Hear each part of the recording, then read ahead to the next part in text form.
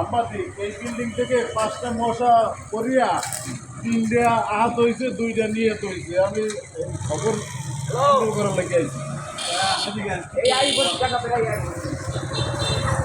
এই বিল্ডিং থেকে কিছুক্ষণ আগে 5টা মশা লাফিয়ে পড়িয়া 3টা নিহত হয়েছে, 2টা আহত হয়েছে। এখন হাসপাতালে নিয়ে গিয়েছি, অ্যাম্বুলেন্স ফোন দিছি, অ্যাম্বুলেন্স আসতে আসে এরপর হাসপাতালে নিয়ে যাবো। ওই জায়গায় কি হয় না না হয় তারপরে আপনাদের বিস্তারিত জানাবো।